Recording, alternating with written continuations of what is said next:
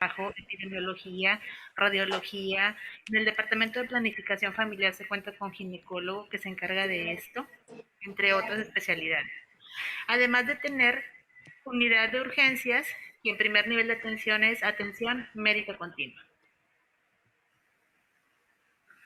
El área de educación está conformada por diferentes aulas y auditorios.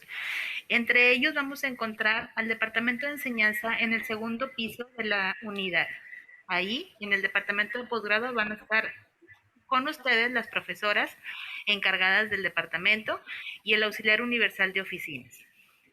Adjunto al departamento de enseñanza van a encontrar las diferentes aulas. Y en el segundo piso también van a contar con un auditorio que está a disposición de la unidad y cuenta con 150 butacas. Es donde realizamos actividades académicas con nosotros, con los alumnos, con derechohabientes y con sus profesores, entre otras actividades. El aula C se encuentra adyacente al departamento de enseñanza y tiene capacidad para 30 personas. En el aula C es donde pasamos la mayor parte del tiempo para realizar actividades académicas, en trabajo en equipo, trabajo con los profesores, discusiones de casos, programaciones y concentraciones de alumnos en los cursos de inmersión.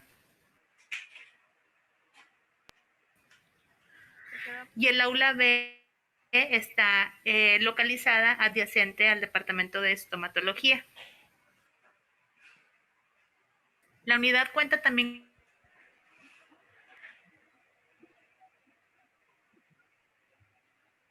con una sala de lectura que está localizada en el espacio donde se sitúa. Ahora vamos a continuar con el departamento de enseñanza. El líder del departamento de enseñanza es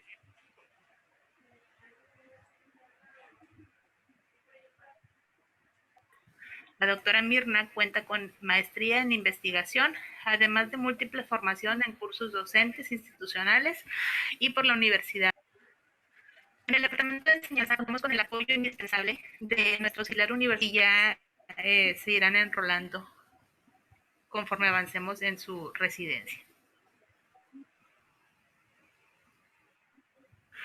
Me presento con ustedes, soy la doctora Darinka Lailer García Leija, especialista en medicina familiar y voy a ser su profesora titular a lo largo de esta formación. Tengo expectativas altas de ustedes como todas las generaciones que recibo y de mí van a tener toda la confianza de platicar, de decir, de escucharlos, de orientar y vamos a estar a disposición para la formación de educación. Van a contar con el apoyo de la doctora Gema Marisela Orozco García, quien es su profesora adjunta y es un talento egresado de la Unidad de Medicina Familiar número 32. Es especialista en medicina familiar, como su servidora cuenta con certificación vigente del Consejo Mexicano de Medicina Familiar y además tiene múltiples formaciones en área de educación e investigación. ¿Okay? La van a encontrar también porque es la capacitadora de algoritmos, de diferentes temas que ya van a estar inmersos con ellas en el primer nivel de atención y es la capacitadora COVID.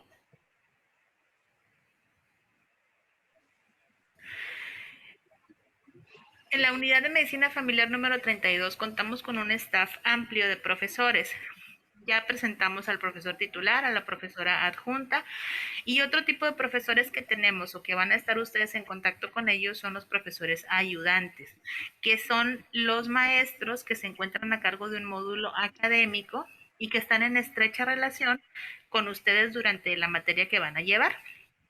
Algunos profesores nos apoyan con una materia, con un grado, y hay profesores que tienen varios módulos académicos en los diferentes grados de la especialidad.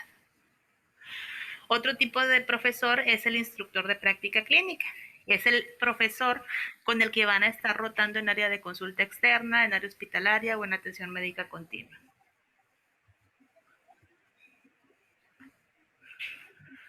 Vamos a hablar un poco acerca del talento humano que tiene la unidad de medicina familiar número 32. Ustedes, nuestros médicos residentes.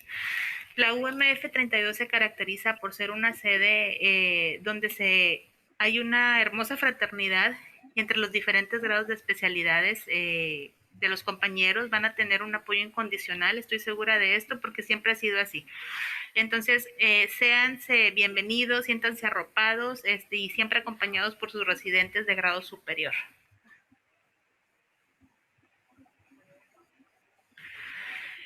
Los el trabajo que realizan los muchachos y junto con nosotros es asistencial, es clínico y tenemos nosotros un punto de innovación que es la educación a distancia. Van a estar participando en eventos que se realicen en nuestra página de Facebook, que la van a encontrar como Residencia UMF número 32.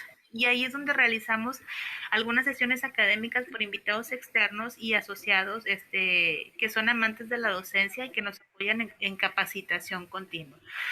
Ustedes participan también de manera directa en programas de educación hacia el derechohabiente y en diversas actividades intra o extra muro de la unidad.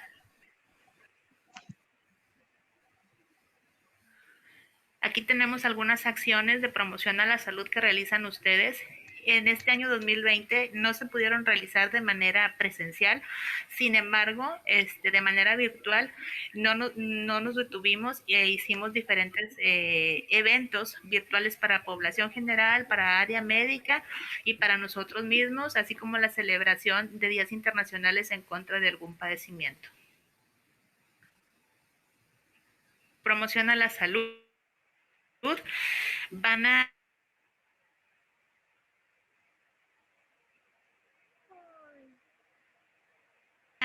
ser expertos en redes sociales y en tecnología, eso se los aseguro. Los muchachos tienen una capacitación.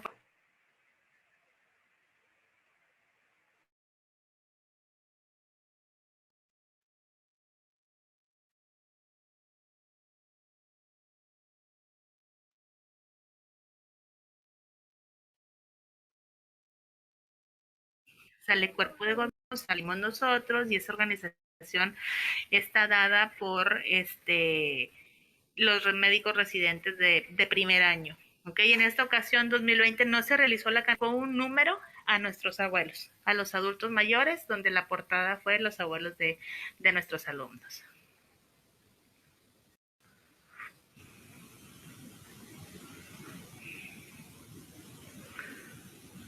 Aquí está la revista. Es un origen, una idea original de la sede, su servidora es la encargada del editorial junto con los alumnos. Ustedes van a participar en el volumen número 4 del 2021, que ya estamos trabajando en el título y ya lo hablaremos ampliamente con ustedes y van a participar de manera activa como redactores de artículos literarios en esta revista. Podemos encontrar temas para la población en general, para el médico familiar y temas para médicos residentes. El volumen 1 fue dedicado a COVID, el volumen 2, como ya lo mencionamos, fue dedicado para el adulto mayor y el volumen 3 fue con el tema de prevención de la salud de la mujer y el niño, principalmente cáncer de glándula mamaria. ¿Qué más hacen los alumnos de la Unidad de Medicina Familiar número 32?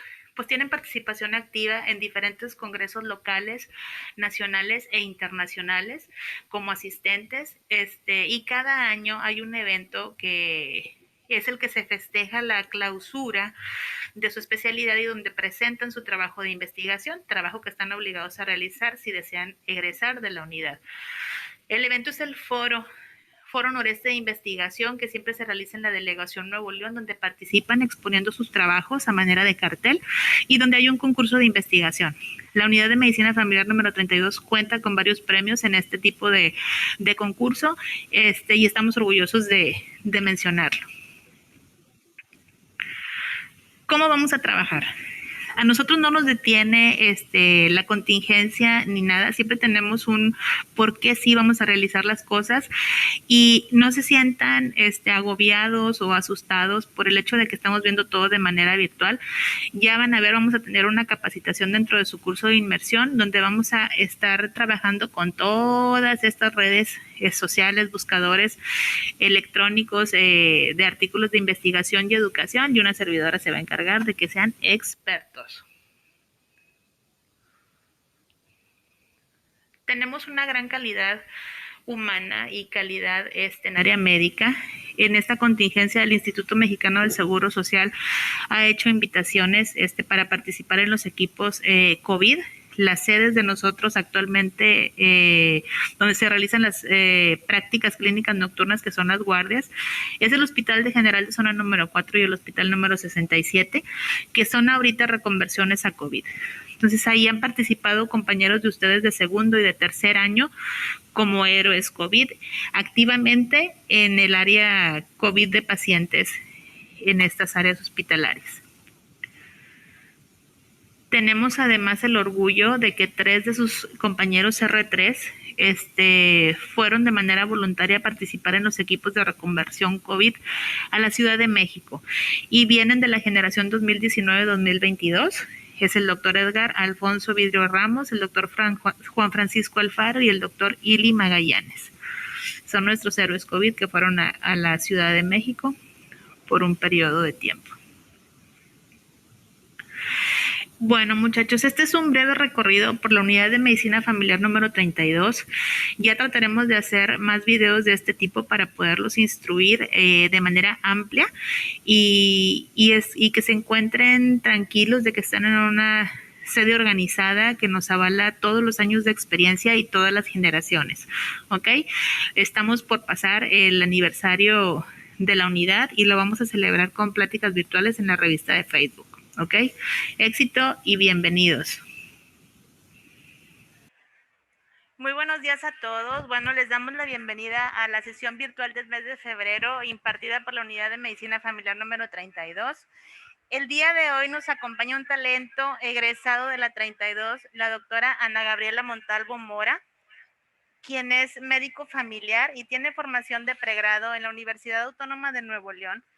Además, realizó la especialidad en la Unidad de Medicina Familiar número 32, cuenta con certificación vigente por el Consejo Mexicano de Medicina Familiar y una maestría en nutrición clínica. El día de hoy, la doctora Ana Gabriela Montalvo nos va a acompañar con una sesión que es acerca del área de nutrición. La doctora es un experto en el tema, entonces vamos a dejar el micrófono a nuestra ponente de hoy con el tema del día de hoy. Va a ser en honor al aniversario de la sede. Muchísimas gracias, doctora Ana Gabriela Montalvo Mora. Si gusta encender su audio e iniciar a compartir la pantalla para cederle el micrófono. Buenos días, ¿me escuchan? Adelante, excelente. Muy bien. Buenos días a todos. Primero que nada, pues muchas gracias, doctora Darinka y el Departamento de Enseñanza por su invitación. Y bienvenidos a los chicos nuevos. Bueno, pues vamos a empezar. El tema del que vamos a hablar el día de hoy es microbiota intestinal y trastornos digestivos. La verdad es que decidí hablar de este tema porque en lo personal es algo que a mí me súper apasiona. En años recientes, en las últimas décadas, pues ha habido muchos nuevos descubrimientos a nivel mundial acerca de la microbiota intestinal y sus funciones. La verdad es de maravillarse si nos ponemos a estudiar cómo esos microorganismos que viven en nosotros influyen en nuestra propia homeostasis.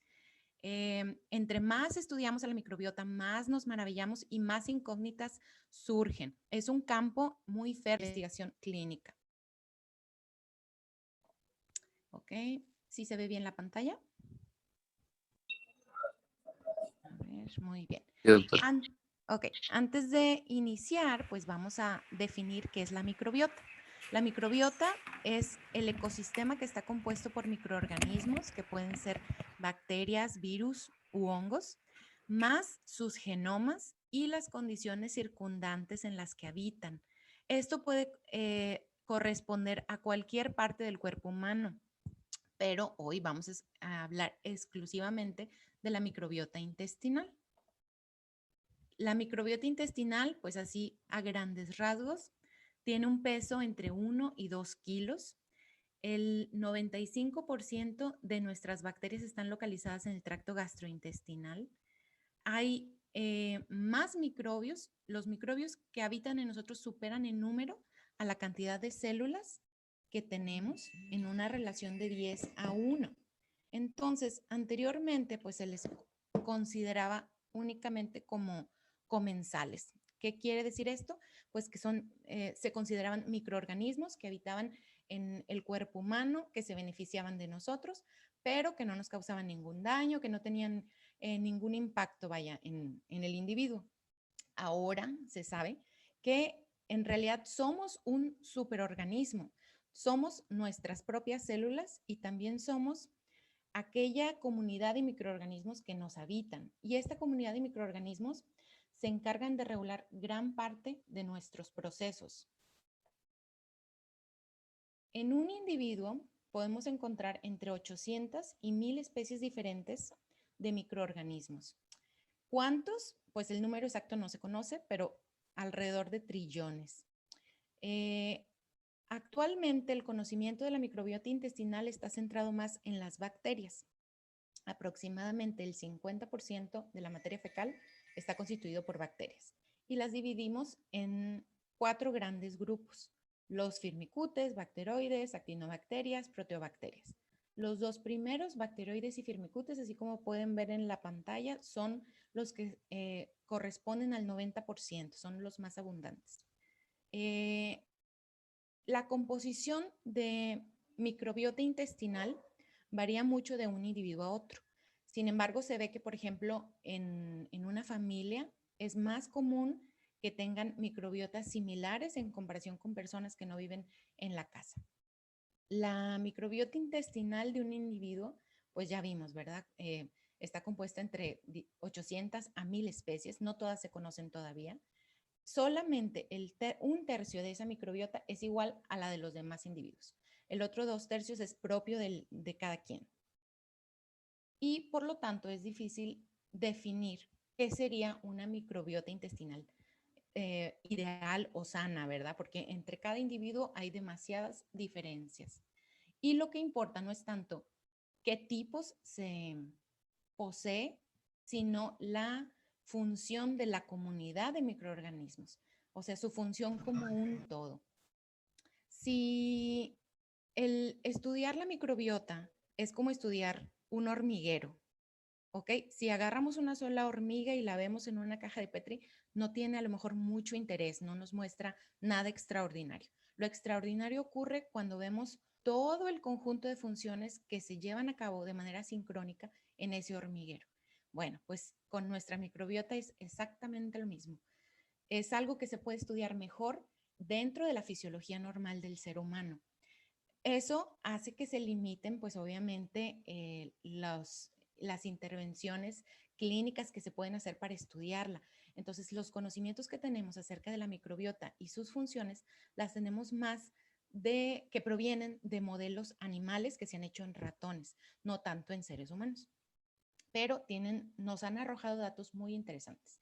Entonces, para definir, ya sabemos lo que es la microbiota intestinal. Ahora, hay un casi sinónimo de microbiota que es la microbioma. La microbioma es el conjunto de la microbiota más sus genes y los metabolitos que producen esos microorganismos. Un probiótico, ¿qué es un probiótico? Pues es un microorganismo que al ser administrado puede conferirle al hospedero un beneficio. Un prebiótico es aquella sustancia que es no digerible, que se metaboliza en el intestino y es capaz de modular la función de la microbiota. Un simbiótico es un componente no digerible que contiene tanto prebióticos como probióticos y los nutrientes apropiados para que se estimule de forma benéfica la microbiota. Y por último, la disbiosis es la alteración de la microbiota intestinal, ya sea cuantitativa o cualitativamente. La mayor densidad de bacterias que encontramos en el cuerpo humano están en el colon. ¿Por qué? Porque tiene una mayor disponibilidad de nutrientes debido al tránsito lento. En cambio, el intestino delgado tiene un ambiente químico que es menos propicio para las bacterias y un tránsito intestinal más rápido, por lo tanto no tiene tanta cantidad ni tanta diversidad de microbiota.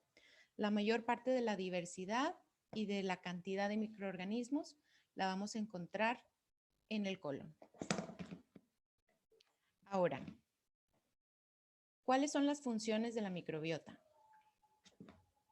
Dentro de sus funciones tenemos que regula el sistema inmunológico, participa también en la regulación del peso corporal, participa activamente en modular la motilidad intestinal, participa en la síntesis de vitaminas, en la fermentación de sustancias no digeribles, produce ácidos grasos de cadena corta, que más adelante vamos a hablar de ellos, y también interactúa con el hospedero a través de 3 vías, que son la vía inmunológica, la vía neuroendocrina y la vía neurológica.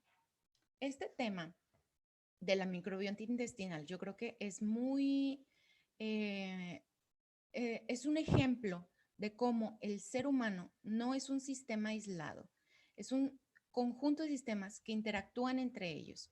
Entonces nosotros que somos médicos familiares, que vemos a un individuo de forma integral, es el mejor ejemplo de cómo en el cuerpo humano todo está conectado.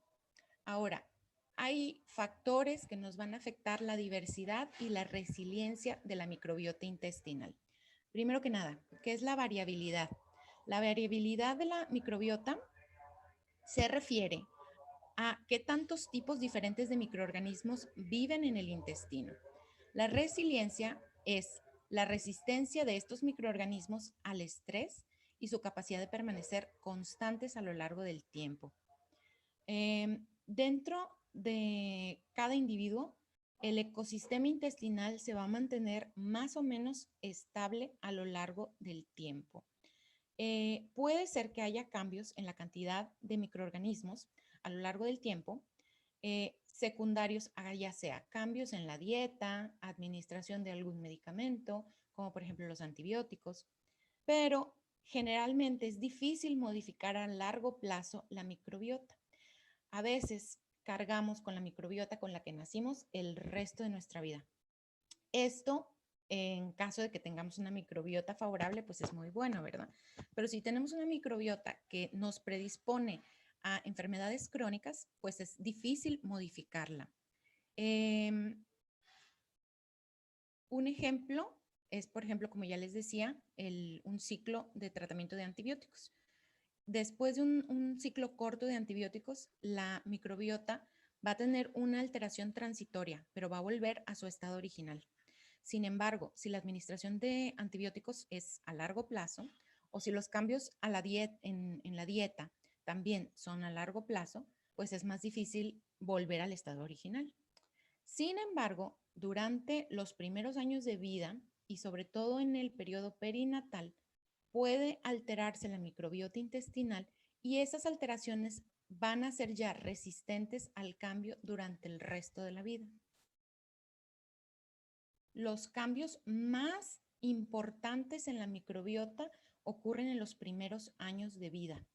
Los 2 primeros años, la microbiota está conformada por bifidobacterias y posteriormente se van a empezar a diversificar hasta que alrededor de los 3 años ya se va a empezar a parecer un poco más a la microbiota de un adulto. Las bacterias que un niño adquiere de su madre son más adaptables al intestino del niño y son más persistentes. Esta colonización temprana del tracto gastrointestinal del niño lo que va a hacer es modular la respuesta inmunológica. La mayor parte de los microbios que adquiere un niño ocurre durante el nacimiento y depende de la vía de nacimiento del niño. Por ejemplo, si el niño nació a través de un parto natural, pues entonces va a estar colonizado por aquellos microbios presentes en el canal de parto. En cambio, los niños que son obtenidos por cesárea van a ser colonizados por las bacterias de la piel de la mamá. También va a influir qué tipo de alimentación reciben. Por ejemplo, si reciben leche materna, pues van a tener mayor cantidad de bifidobacterias, esos niños, en comparación con los que reciben leche artificial. Como les decía, la colonización temprana es la parte más crítica del desarrollo de la microbiota intestinal. Cuando hay una alteración en este microbiota, en esta etapa inmadura del sistema inmune, como por ejemplo si un niño es expuesto a antibióticos a temprana edad, entonces hay mayor riesgo de que el niño presente alteraciones como padecimientos, perdón, como asma, diabetes tipo 1 u obesidad a lo largo de la vida. Dentro de los factores que también nos van a influenciar a la microbiota, tanto en diversidad como en cantidad, son el sexo. Las mujeres tienen niveles mayores de microbiota y a su vez más diversas y en mayor cantidad que los hombres. La genética. La microbiota intestinal es más parecida entre gemelos monocigóticos que entre gemelos disigóticos. Aproximadamente se conoce que un 10% de la microbiota es heredada.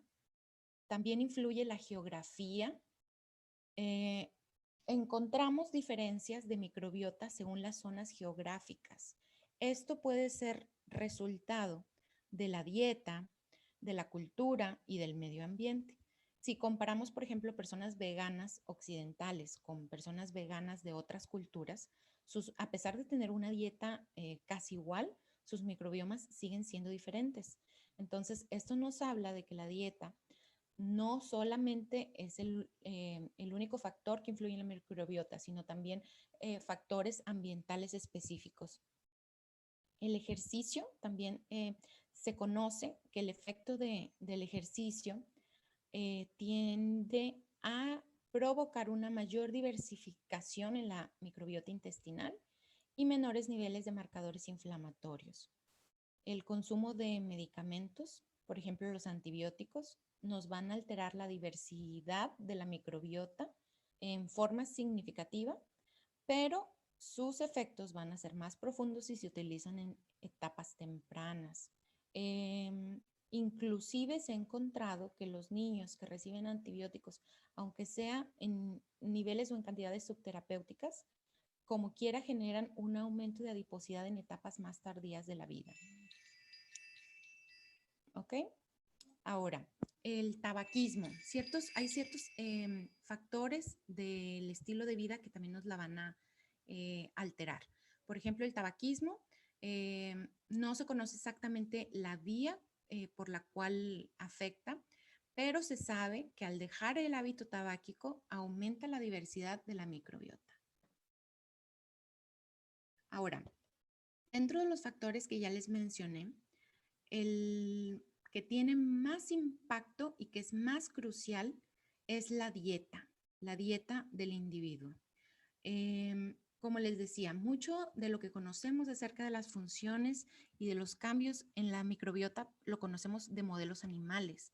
Entonces, en un estudio que se hizo con ratones, si a esos ratones se les alimentaba, aunque fuera un solo día, con dieta de tipo occidental, es decir, alta en azúcar y en grasa y baja en polisacáridos de las plantas, estos ratones mostraron cambios en su composición bacteriana y en sus vías metabólicas presentaron también alteraciones, aunque su exposición a esta dieta fuera corta.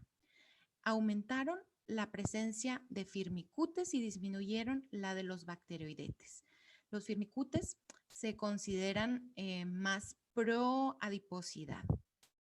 La microbiota intestinal va a ser moldeada en parte por los hábitos dietéticos a largo plazo, pero también a corto plazo puede haber cambios. Como se observa, por ejemplo, en los pacientes que tienen síndrome de intestino irritable, que a lo mejor tienen exacerbaciones de sus síntomas y periodos de alivio de los mismos y que encuentran una relación directa con el consumo de ciertos alimentos. Ahora, los carbohidratos, más bien la fibra de los carbohidratos es una fuente clave de nutrición para nuestros microorganismos. Los microorganismos que habitan en nuestro intestino van a fermentar esos carbohidratos y de esa fermentación se va a producir los ácidos grasos de cadena corta, Estos ácidos grasos son muy importantes porque nos van a ayudar a disminuir la inflamación y también van a servir como sustrato energético para las células epiteliales del intestino y van a mejorar y modular la motilidad intestinal. Em, También se sabe que estos ácidos grasos de cadena corta van a intervenir en la producción intestinal de serotonina. La serotonina lo que hace es regular la motilidad intestinal. Por lo tanto, la microbiota se sabe que regula la producción de serotonina y esto tiene un impacto bastante importante en los pacientes, por ejemplo, con depresión, con ansiedad. Y ya más adelante del tema vamos a hablar acerca de lo que es el cerebro intestinal. Pero bueno, ahorita nada más les quiero mencionar acerca de un estudio que también se hizo en la Universidad de California.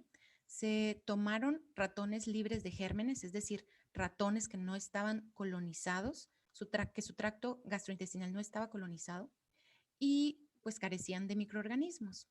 Estos ratones presentaron menor cantidad de serotonina y más cantidad de triptófano no procesado. Como sabemos, la serotonina pues va a obtenerse a través del metabolismo del triptófano. Y se encontró esta cantidad menor de serotonina en comparación con ratones que sí tenían microbiota intestinal. Y cuando a estos ratones libres de gérmenes se les plantaron microbiota de ratones normales, encontraron que se restauró los niveles de serotonina. Como sabemos, pues la dieta occidental actualmente pues es baja en fibra, por lo tanto es muy proinflamatoria. En las dietas bajas en fibra, donde no tenemos esos carbohidratos que pueden ser fermentados por nuestras bacterias, bueno, pues los microorganismos van a depender más del epitelio del hospedero para poder alimentarse. Entonces, esto va a ocasionar que se pierda la integridad de la barrera epitelial y que haya más susceptibilidad a la inflamación.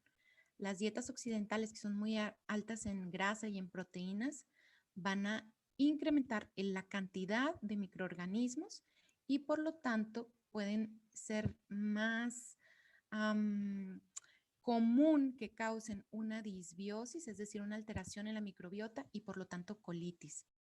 También muchos de los aditivos de los alimentos procesados a los que estamos acostumbrados van a alterar también esa microbiota, como cuáles, por ejemplo, los edulcorantes, los emulsificantes que se adicionan a los alimentos procesados.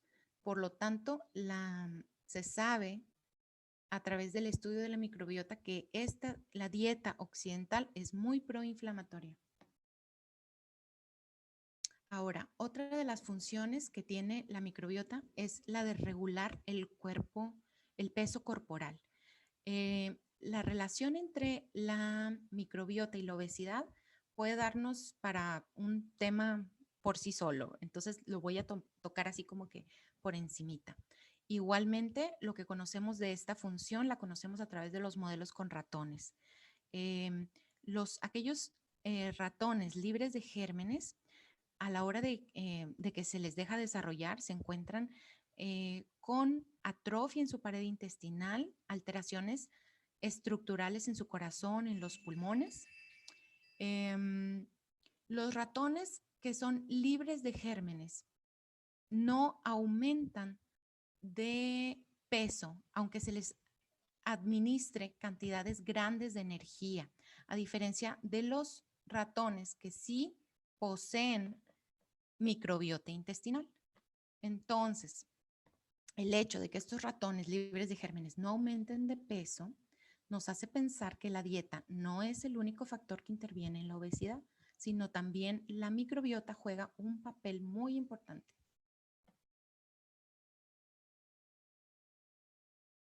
Okay. Se ha descrito un tipo de microbiota humana que se le llama de tipo obeso. Esta combinación de bacterias se encuentra un incremento de los firmicutes, como ya les decía, y una disminución de los bacteroidetes. Y también las bifidobacterias y los bacteroides parecen tener un efecto protector contra la adiposidad. Cuando los ratones libres de gérmenes son colonizados con microbiota de humanos obesos, presentan también aumento de adiposidad, es decir, engordan, por el simple hecho de que se les trasplante microbiota intestinal de humanos con obesidad. Y pues también existe evidencia de que hay una marcada disminución de la diversidad en los pacientes que padecen obesidad.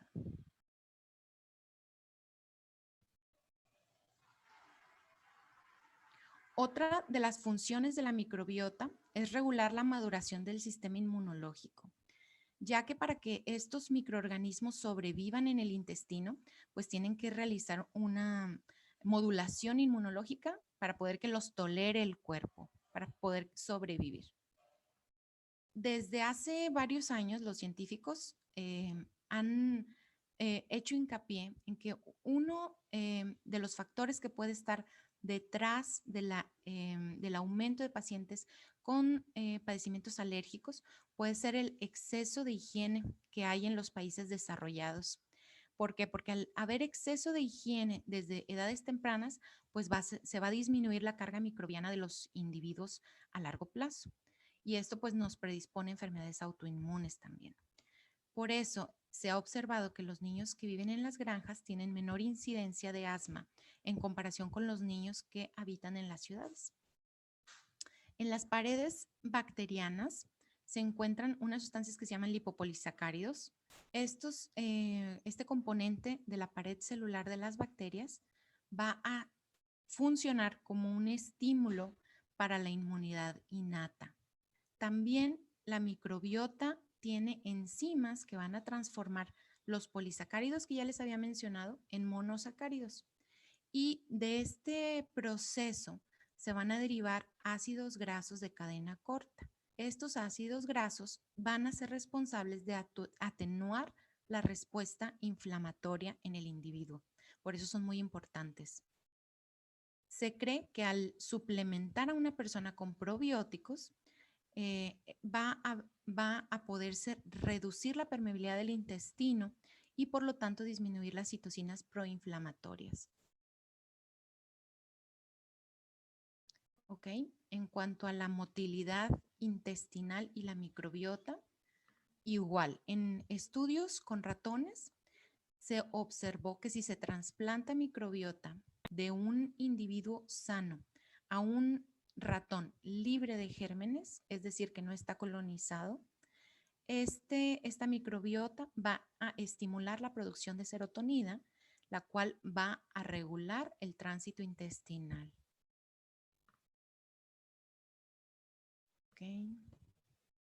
Lo que les decía hace rato, la disbiosis. ¿Qué es una disbiosis? Pues es una alteración ya sea cualitativa o cuantitativa de la microbiota intestinal. Y hay diferentes tipos. Puede ser que se caracterice por una pérdida de las bacterias benéficas o puede ser que exista un sobrecrecimiento de las patógenas o puede haber una pérdida de la diversidad de las mismas. Cuando existe una disbiosis, es decir, una alteración en la microbiota intestinal en el individuo, va a haber síntomas como por ejemplo diarrea, constipación, aumento de flatulencias, cambios en el apetito, distensión abdominal, mal sabor de boca.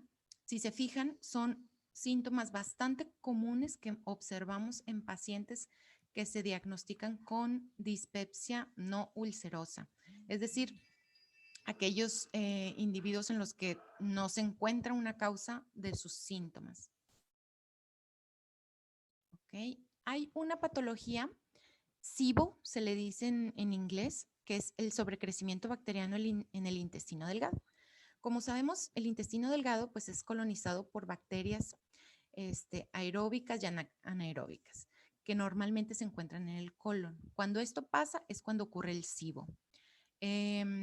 Los pacientes van a tener distensión abdominal, puede haber diarrea, puede haber malnutrición, puede haber esteatorrea y las causas van a ser alteraciones en la motilidad intestinal. Como sabemos, como les dije anteriormente, el hecho de que el tránsito intestinal sea más rápido en el intestino delgado, pues eso lo hace ideal para que tenga cierto número nada más de bacterias. Pero si el tránsito se ve modificado, pues va a haber colonización de bacterias que se encuentran más abajo en el colon. ¿Qué otras causas nos pueden provocar esta disbiosis? Porque este sobrecrecimiento bacteriano pues es una disbiosis. Bueno, pues puede ser, por ejemplo, radioterapia, inmunodeficiencias, la hipocloridia, el uso crónico de los inhibidores de la bomba de protones, cirrosis hepática. Y hay varias especies que se han identificado en colon que no deberían de estar ahí en esta patología, como por ejemplo la Escherichia, bacteroides, lactobacilos. Ahora, los efectos más deleterios de esta patología, pues va a ser que exista sobre todo deficiencias vitamínicas por falta de la absorción y aumento de la permeabilidad intestinal. Otro de los trastornos que se ha comprobado que está íntimamente relacionado con la microbiota intestinal es el síndrome de intestino irritable.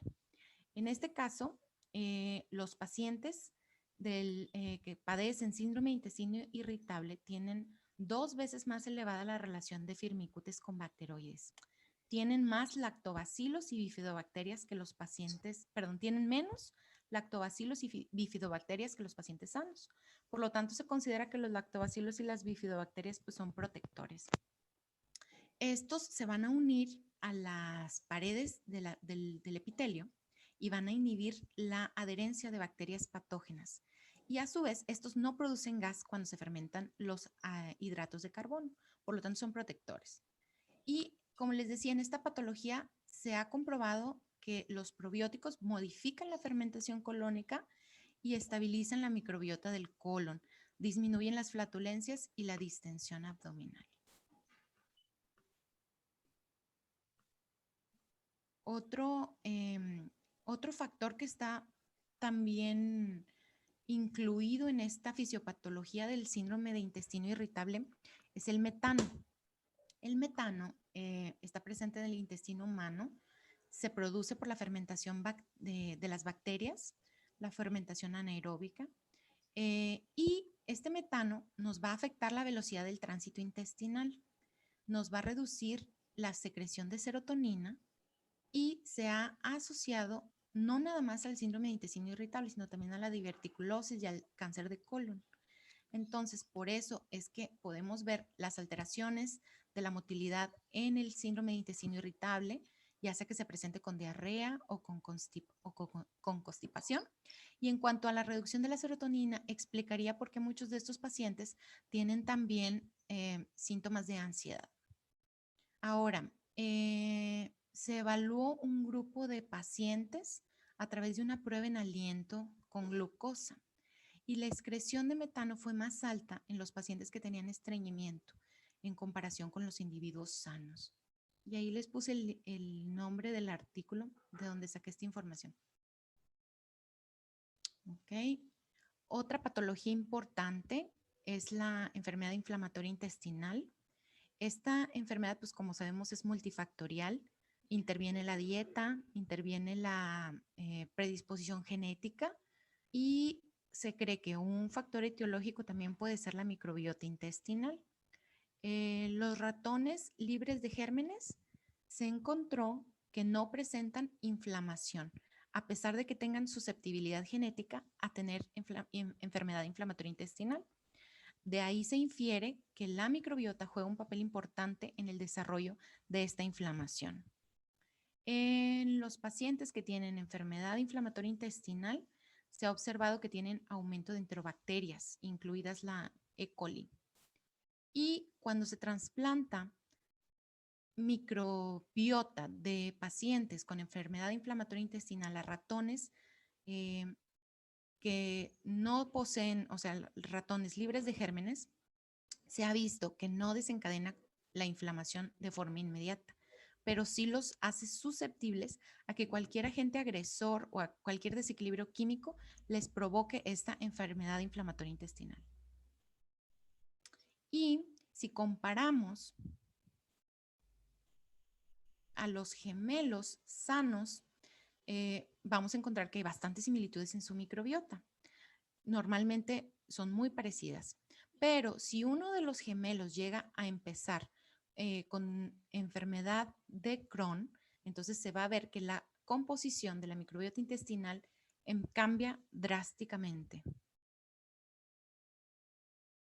Hablando de enfermedad celíaca, bueno, pues como sabemos, la enfermedad celíaca es una alteración inmunológica que está mediada por el gluten.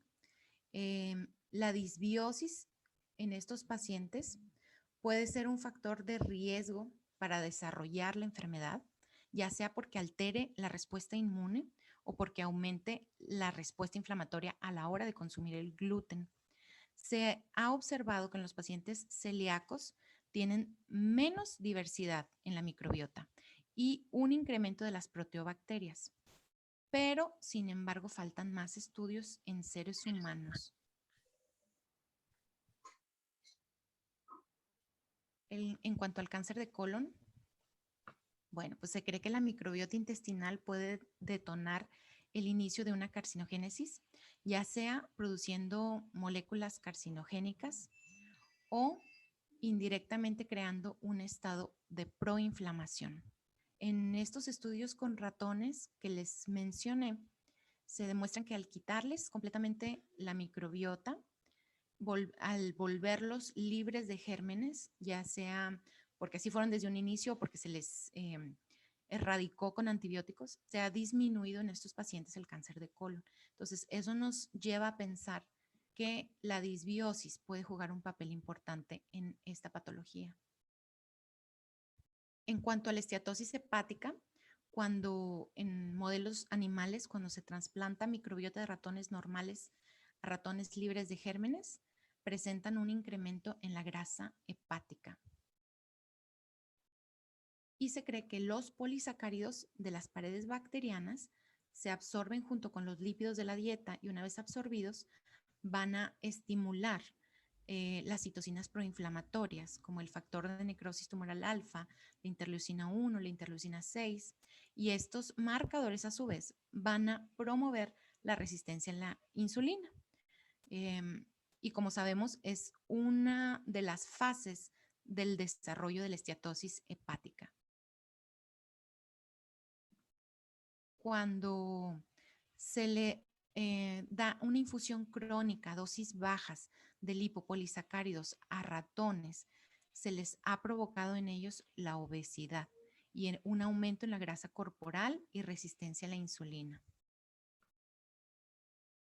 De lo que les hablaba hace rato, el eje microbiota intestino-cerebro, de unos años para acá, se ha puesto más de manifiesta la relación que existe entre la microbiota, el cerebro y el intestino. Esto se le llama eje. Yo creo que todos hemos visto alguna vez algún paciente con ansiedad y con síndrome de intestino irritable juntos. Y hemos visto también cómo alguna crisis o alguna alteración medioambiental puede detonar el inicio de los síntomas en cualquier paciente. El impacto de la microbiota intestinal pues va más allá del solo tracto gastrointestinal. En el intestino se pueden secretar los mismos neurotransmisores que en el cerebro, por lo tanto se le conoce como segundo cerebro. La microbiota se ha visto que tiene un impacto en el desarrollo del sistema nervioso, desde la formación de la barrera hematoencefálica hasta la mielinización y la neurogénesis. Y también influye en el comportamiento. Esto se ha observado en modelos en ratones. Y esto la ha convertido en un área de interés especial en cuanto a los problemas de salud mental. Los metabolitos que produce la microbiota pueden estimular directamente áreas del sistema nervioso central, como el eje hipotálamo hipoficiario, desde temprana edad, y de esta manera influencian la respuesta al estrés durante el resto de la vida. las nuevas terapias para los trastornos como depresión, ansiedad, obesidad y desórdenes del neurodesarrollo se están ahora enfocando en usar de forma terapéutica esa modulación de la microbiota. Hay evidencia de que la microbiota es diferente en pacientes con depresión que en comparación con pacientes que no presentan depresión. Los pacientes con trastorno de ansiedad y depresión tienen alteraciones en las especies de firmicutes, actinobacterias y bacteroidetes. Igual, en un estudio que se hizo con ratones, se trasplantó la microbiota de pacientes con depresión a ratones libres de gérmenes y estos desarrollaron comportamientos depresivos y alteraciones en el metabolismo de los carbohidratos y de los aminoácidos. Perdón.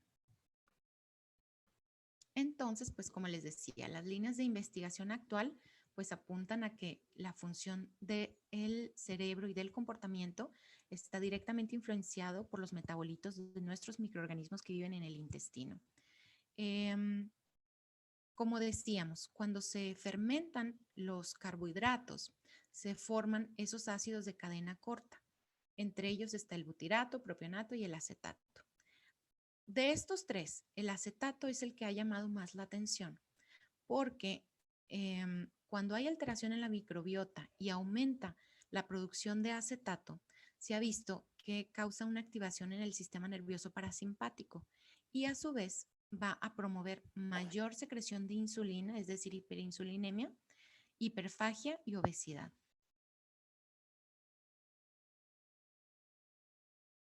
La activación parasimpática por el acetato actualmente es el nuevo objetivo terapéutico contra la obesidad. Bueno, en cuanto a los probióticos para el tratamiento de los trastornos digestivos, pues la mayor evidencia científica que tenemos es acerca de su uso en la enfermedad inflamatoria intestinal y en el síndrome de intestino irritable. La forma más común en cómo los vamos a encontrar comercializados son en aquellos derivados, productos fermentados de la leche, por ejemplo. Pero actualmente se están desarrollando cepas bacterianas modificadas por ingeniería genética que se van a usar para inmunomodular la microbiota.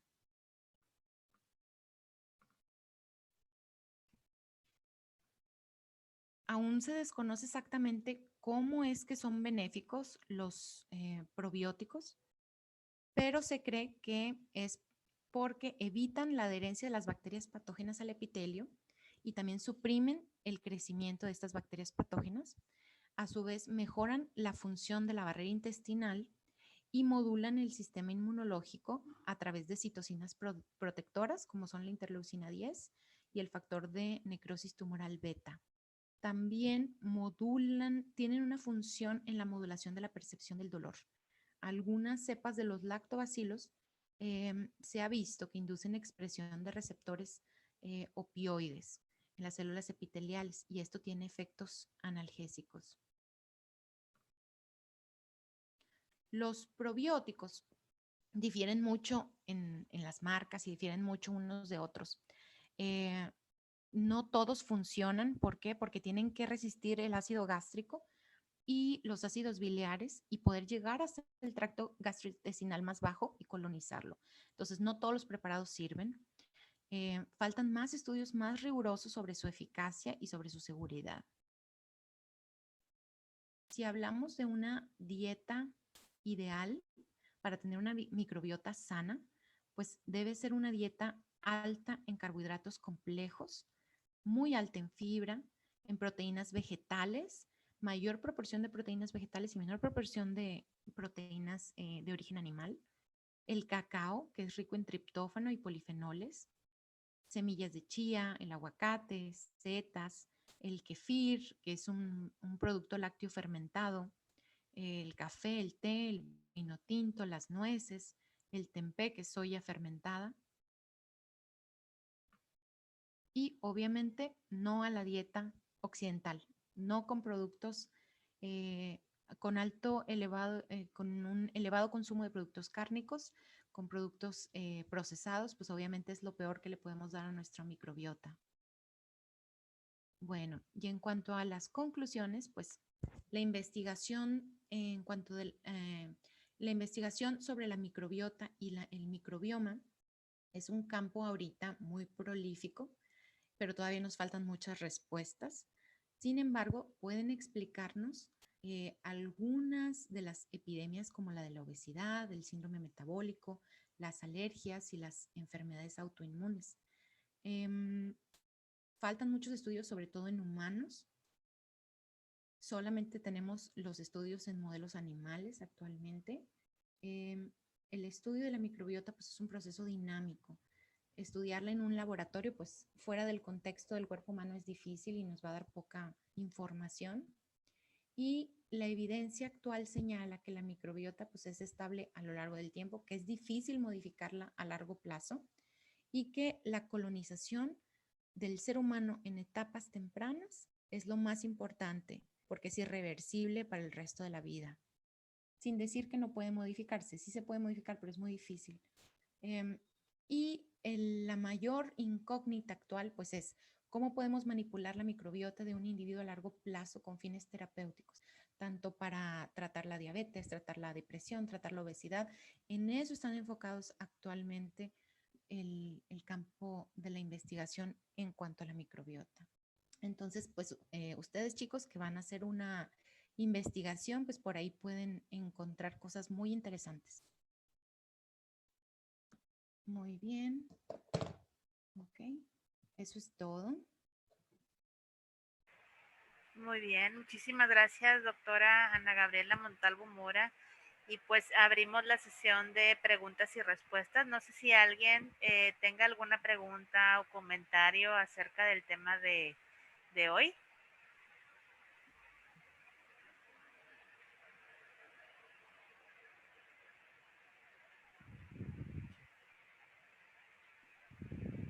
Yo tengo una pregunta, doctora. Adelante, Manuel. ¿Qué tan efectivos son los productos comerciales fermentados que venden? Bueno, pues a ver, déjame ver. No te veo. Manuel, ¿verdad? Sí. A ver. Bueno, Manuel, mira, el problema, como decía, con los productos fermentados actuales es que es difícil que alcancen el tracto gastrointestinal más bajo para poder colonizar y poder quedar ahí por largo tiempo, a largo plazo. Entonces, la mayoría no funcionan. Si nosotros queremos modificar nuestra microbiota a largo plazo, tenemos que empezar por hacer cambios en el estilo de vida y sobre todo cambios en la dieta. Esto va a hacer que va a fomentar el crecimiento de las bacterias benéficas que nos van a proteger tanto de la resistencia a la insulina como de la obesidad, como la depresión, como trastornos autoinmunes y nos va a prevenir pues ese estado proinflamatorio, ¿no? Que ya les mencioné. Entonces, lo ideal, pues, es, si queremos mejorar, empezar por eso. Sí se pueden utilizar, pues, los preparados comerciales, pero son mejores los de nivel farmacéutico que los que encontramos, por ejemplo, en el Yakult, ¿no? Gran parte de lo que encontramos en cuanto a los productos lácteos fermentados comerciales no van a llegar hasta abajo.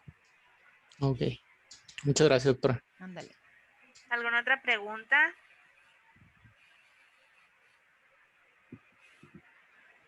¿Qué se le daría a un paciente con cáncer de colon para ayudarlo? Ok, pues mira, en un paciente con cáncer de colon, para disminuir, lo ideal es dejar su flora intestinal sin modificaciones, o sea, no le vamos a barrer la flora intestinal pese a lo que vimos en los modelos animales, porque por algo está ahí en ese momento, pero sí podemos fomentar el crecimiento de la flora intestinal benéfica. ¿Por qué? Porque la flora intestinal benéfica, como vimos, nos va a regular la inflamación, que está muy ligada con el proceso del cáncer. Ahora, si el paciente tiene cáncer de colon y está sometido a quimioterapia o radioterapia, y pues obviamente va a tener alterada su microbiota, ¿no? Entonces no va a tener la motilidad preservada. En esta persona podemos suplementar con enterobacterias Podemos suplementar con lactobacilos que nos van a modular la motilidad y nos pueden ayudar con algunos de los síntomas. Gracias. Bien, no sé si alguien más Yo, tiene alguna doctora. otra pregunta. Adelante.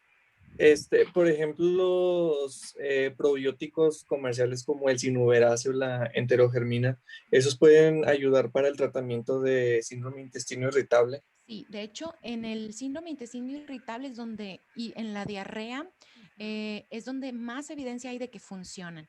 Pero si te pones a buscar, se supone que en teoría tienen muchos otros usos, ¿no? Desde el cólico de los lactantes, como decíamos, en la diverticulitis, etcétera. Pero no están todavía comprobados. En donde sí están comprobados es en el síndrome de intestino irritable, en la diarrea acorta el número de días y en la enfermedad inflamatoria intestinal. No, muy bien, muchas gracias. Muy bien, ¿alguien más? ¿No? Bueno, pues doctora Gaby Montalvo, siempre es un placer verla, es una de nuestras profesoras ayudantes en un módulo Gracias, de doctora, igualmente. gastroenterología. Agradecemos ampliamente la participación en la sesión virtual del mes de febrero de la Residencia de Medicina Familiar con sede en la UMF 32 y pues aprovechamos de que es para el aniversario de nuestra unidad que se celebra el día 28 de febrero. Y para también, obviamente, darle la bienvenida a la generación 21-24. Ahorita nos acompaña la UMF 32, que es la sede, la UMF 68 y la UMF 27, además de algunos médicos externos. Entonces, muchachos, esto es medicina familiar. Me da mucho gusto que empiecen a conocer todo lo que puede hacer un médico familiar. La doctora tiene esta especialidad, es excelente médico familiar en el operativo y académicamente fue un excelente residente. Entonces, no quisiera que se cegaran y que piensen que el panorama de la medicina familiar es corto, al contrario, es amplísimo y el límite lo ponen ustedes. Muchísimas gracias, doctora Gaby Montalvo. Gracias a Agradecemos la ustedes. ponencia del día de hoy y pues muchos comentarios Saludos. de muchas gracias, excelente ponencia. Y pues bueno, por parte de la residencia esto sería todo. Subimos la sesión también al canal de YouTube y se queda grabada en vivo en la página de Facebook. Muchísimas gracias a todos por su asistencia. Gracias.